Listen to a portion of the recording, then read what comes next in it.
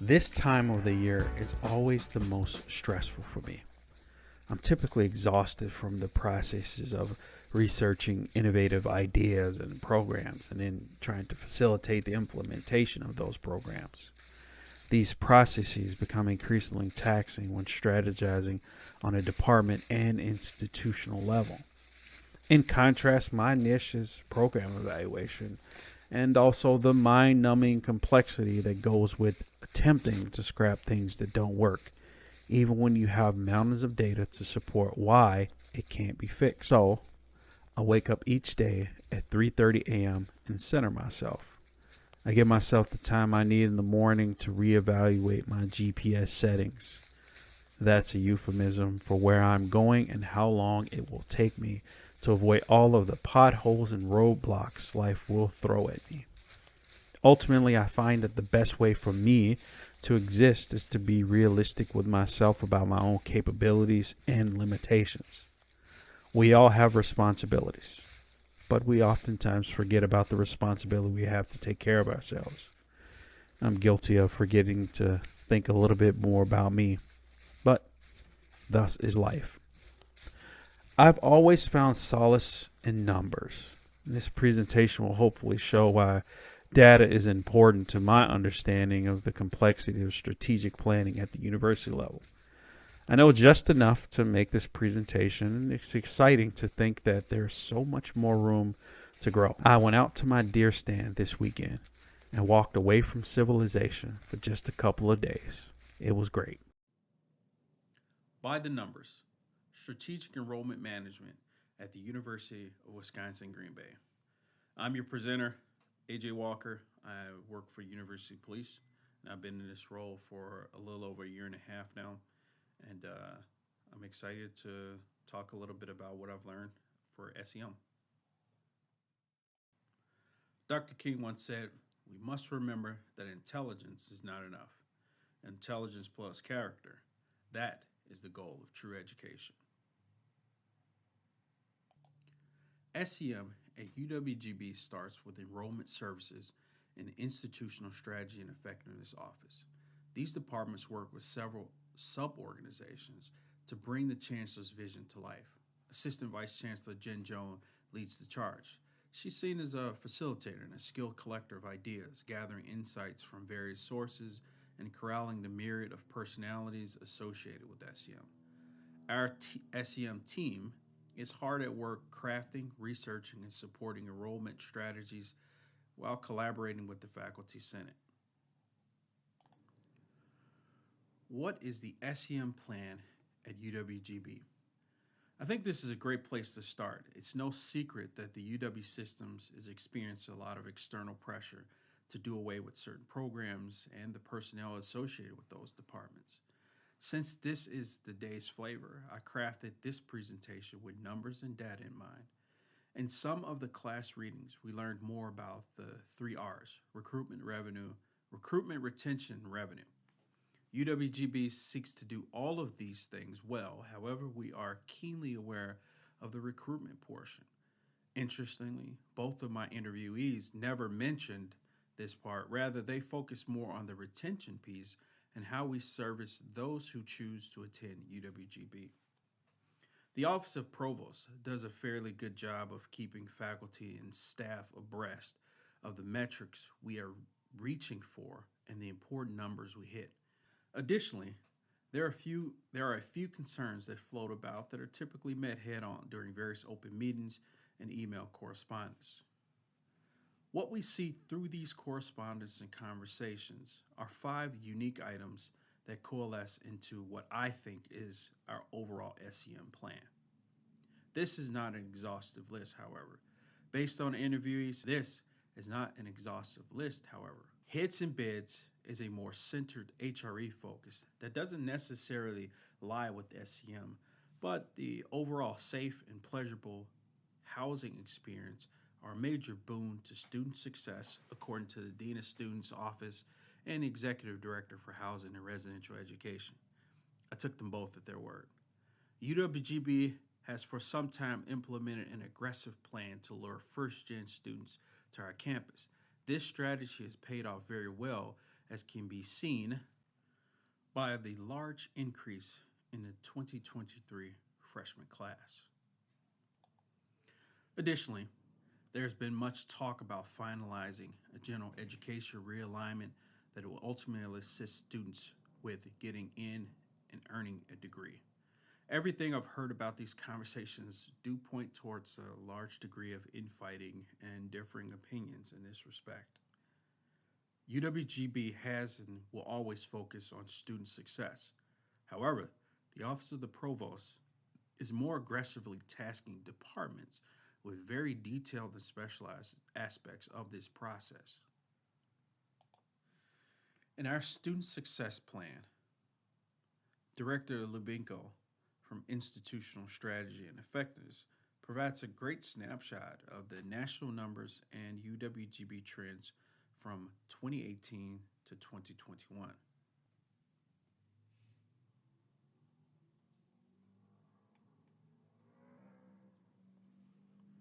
Pre-pandemic, the university was experiencing a healthy uptick in positive retention for first-time, full-time degree-seeking students.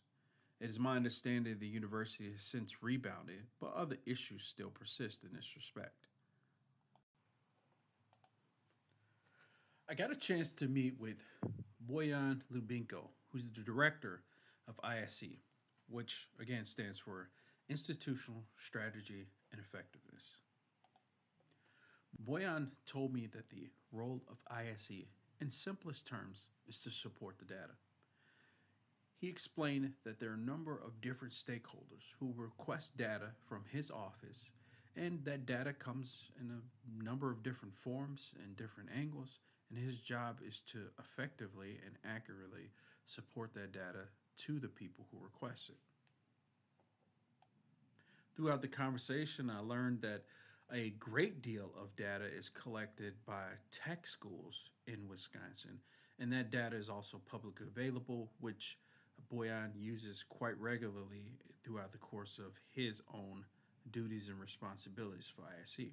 My first question to Boyan was, explain to me from your understanding what the role of SEM is for the university.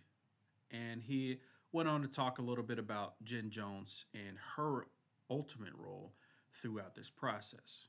According to Boyan, Jen acts as a facilitator, which was what a lot of folks told me, but also that she doesn't typically have an opinion. Jen's role is to collect the information and then to properly cite and credit some of those sources.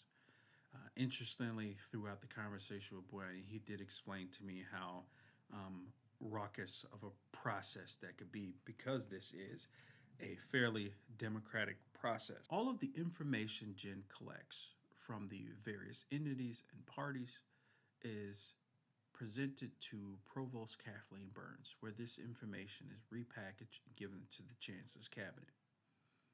Everything goes in circles from what was explained to me until everyone is happy. I asked Boyan about data manipulation and campus-based SEM research. This is where the class reading kind of came into place. Boyan stated that we never have enough data to make good decisions. Ultimately, he stated that there's never enough time as well to produce some of these good decisions, even with or without the proper amount of data. This process was defined as tedious and largely driven by different time frames throughout the year. I find it very interesting that he equated this to different departments working on in different time zones. In chapter 23 of Hostler and Bone Trigger, the author writes, regardless of the physical and administrative location, the staff, meaning that of institutional research or SEM research, must have a clear understanding of the enrollment goals, access to data, and access to tools available to conduct empirical analysis to inform decision making. ISE for the university is requested to help with a lot of complicated data queries, and at times they themselves reach out to other departments for other queries and what Boyan described to me as logics. Now, while I fancy myself a data analyst in training. Much of my data analyst background is rooted in unified crime reporting and a number of different areas that are specifically law enforcement related. However, I uniquely understand the need for those whose primary role is institutional research to have a vast array of different tools available. We continue to talk about this, and Boyan introduced me to IPEDS, IPEDS, and it was explained to me as the entity that oversees the numbers related to finance and financial aid. It was described as an IRS level entity, and I'm guessing that was in simplest terms for me. Everything in the academic world goes to ISC, and they create queries that effectively extract the data necessary for these departments to hopefully have informed decision making. Boyan continued on to talk about the aggregate data in reference to program evaluation, which is kind of my area. And he explained that there's a strong interconnected relationship between ISC and the registrar. Lastly, we talked a little bit about trends. And I asked, well, what type of trends stick out to you as of recent? One of the things that we did talk about was that the university was returning to some of its pre-pandemic numbers and growth, as can be evidenced by such a large freshman class. Again, the largest in 3 years. I asked Boyan to focus these trends on more of a student level, and he talked at length about retention and persistence and the difference between the two. He talked about staging and the necessary queries used to view semester progress, which he went on to describe in mind-numbingly detailed fashion. I was pleasantly surprised to know that the university has officially decided to move away from PeopleSoft, which he described as an inadequate and even antiquated system, and will be moving over to a program called Amazon Redshirt, which is a new sort of data warehousing entity. Boyan, for all of his conversation, was a great resource, and I thanked him very much for meeting with me on such short notice. I got a chance to catch up with Dan Vandeyat, who's the registrar for UWGB. We talked about a bunch of different topics and how that relates to not only student success, but also some of the recruitment and retention piece for UWGB students. Dan and I came up with 5 distinct items that are really important for the registrar. The first one, and it's something that the chancellor himself has talked at length about, is how we as a university meet the regional needs. Hence, one of the conversations that came up in a number of different circles was the university's push to become an HSI, which is a Hispanic serving institution. Green Bay, or Northeast Wisconsin as a whole, the greater Green Bay area, has a booming population of children of color, most of them being of some type of Hispanic or Latino background. Our next item was how we engage students while they're on campus. The registrar's office is a unique situation because they have access to all of the students who come through the campus.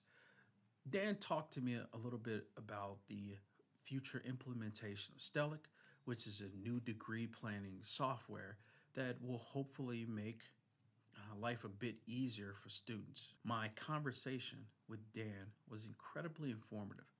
Through this conversation, he explained that the Assistant Vice Chancellor for Enrollment Services, Jen Jones, is his boss, and he discussed Jen's role in leading enrollment services.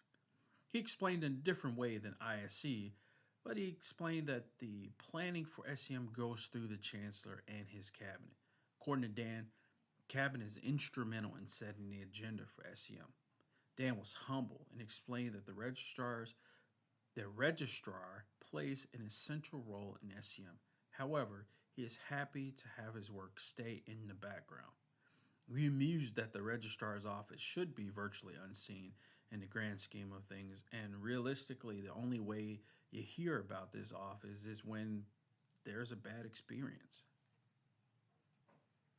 One of the larger mantras for UWGB that has existed for quite a bit of time comes from the Office of the Provost. We need to make sure we have a clear path to a degree for students, which is something that Dan himself works very diligently towards.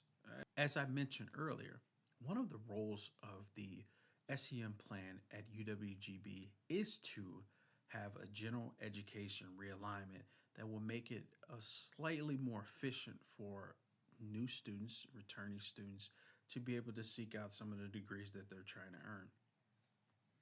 Dan also talked a bit about constantly thinking about the processes that we have and the tools that enable us to serve students better, more efficiently, and more effectively. I asked Dan what he thought was lacking in the SEM process. He explained the concept with some pervasive roots among academic circles, and that is the role of competent social media influence and expertise. Dan didn't specifically say social media, but I knew where he was going. Like several other folks in high level leadership areas, Dan is not always capable or willing to provide social media content for their department. That's another conversation, however. Dan talked passionately about how great an opportunity it is that UWGB is an open access campus, meaning the Chancellor's Direct Admission program. With these new faces comes new challenges to get them involved with the abundance of campus resources that will help with student success. Dan wished someone could crack the enigmatic code to connect students with campus services. Lastly, I ended my conversation with Dan by asking what he sees as trends. Interestingly, Dan mentioned the usage of PeopleSoft and how he hopes to see a transition coming soon, not just for some programs, but an overall top down look at how efficient we could be using various technology. Stellic, which we talked about earlier, offers a seamless transition for students, and it has a lot of compatibility with SIS. That means there's more work on the back end for Dan and his staff, but a little bit easier for the everyday user. Dan further approached the idea of enrollment numbers for men, both traditional and young adult. He stated some folks wonder how we can increase enrollment, and Dan stated that we need to find a way to get boys back in college classrooms. UWGB, according to the ISE dashboard, is currently about 66 to 67% female. I thank Dan for the information that he provided to me and his willingness to meet with me on such short notice. As I stated earlier, I had to reschedule some pretty high level interviews that I had with Jen Jones and another assistant vice chancellor. Those reschedules were unfortunate, but thus is life. I have decided that I do want to meet with them because I have a lot of more questions about enrollment services and strategic enrollment at UWGB. Hopefully, I'll get out a part 2 of this. It might not be necessary, but I feel that there's a great deal of information that I missed, and I'm looking forward to being able to present that as an addendum. Thanks a lot for viewing. If you have any questions, please by all means reach out to me. Let me know. Thanks a lot.